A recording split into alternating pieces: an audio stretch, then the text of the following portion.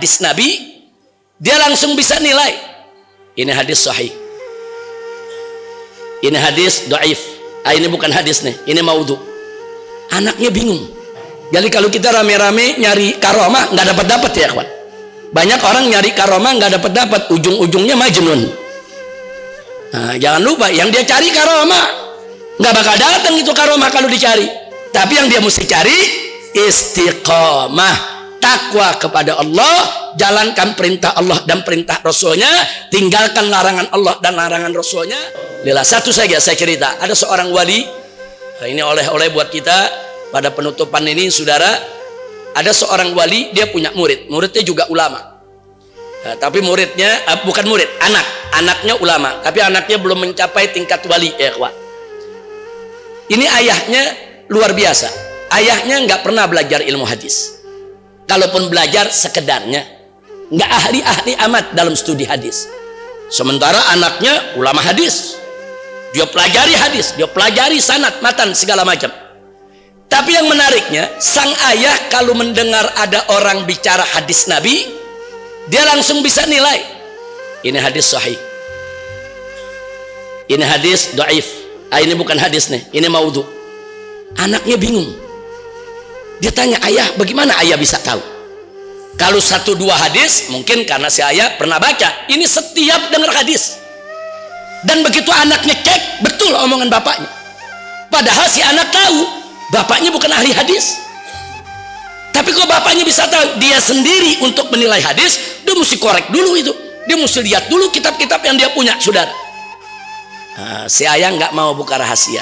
Nggak apa-apa. Itu mungkin kebetulan aja, periksa aja, betul gak? Pokoknya ini hadis dhaif, ini hadis maudhu, selalu begitu ya Pak. Singkat cerita, begitu sang ayah sedang sakaratul maut, ingin meninggal dunia, sang anak penasaran masih nanya, ayah kasih tahu dong, kenapa kau bisa tahu hadis ini sahih, yang ini enggak? Sang ayah mengatakan kepada si anak, bersihkan hatimu nak, takutlah kepada Allah. Kalau kau takut kepada Allah, bersih kau punya hati, maka Allah akan buka mata hatimu. Kau bisa melihat yang orang lain gak lihat. Nah, kau mau tahu apa yang aku lihat? Kalau aku lihat ada orang menyampaikan suatu hadis, hadis itu sahih, dari mulutnya aku lihat keluar cahaya. Kalau aku lihat cahaya keluar, ini hadis Nabi ini yang diucap. Keluar cahaya, itu hadis sahih, betul dari Nabi. Tapi kalau dari mulutnya aku lihat cahaya, ada cahaya tapi ada enggak terlalu terang benderang, ini hadis dhaif. Tapi kalau dari mulut yang bicara hadis enggak keluar cahaya sama sekali, itu palsu, bukan hadis. Nabi enggak pernah ucapkan itu. Subhanallah, ini namanya mata batin. Mata batin begini enggak bisa dipelajarin di pesantren, enggak bisa di majelis taklim, enggak bisa ya kawan. Mata batin ini anugerah Allah. Allah menganugerahkan kepada hambanya mata batin yang cemerlang karena dia bertakwa istiqomah di jalan Allah. Maka itu pesan para ulama ahli sufi, kun taliban al istiqamah fala takun taliban al karamah fa innal karamata ta'ti bil istiqamah. Apakah pesan para ulama sufi saudara? Mereka mengatakan, jadilah engkau sebagai orang yang mencari istiqamah. Jangan kau menjadi orang yang mencari karamah. Kenapa? Karena sesungguhnya karamah akan datang melalui istiqamah. Jadi kalau kita rame-rame nyari karamah nggak dapat ya kawan. Banyak orang nyari karamah nggak dapat, ujung-ujungnya majnun. Nah, jangan lupa yang dia cari karamah nggak bakal datang itu karamah kalau dicari.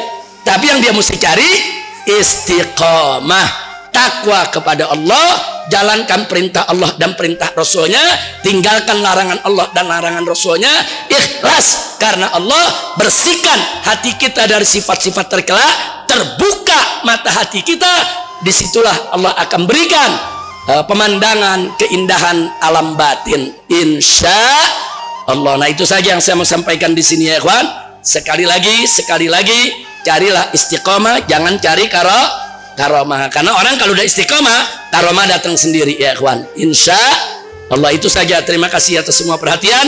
Mudah-mudahan majelis ini diberkahi oleh Allah Subhanahu wa taala.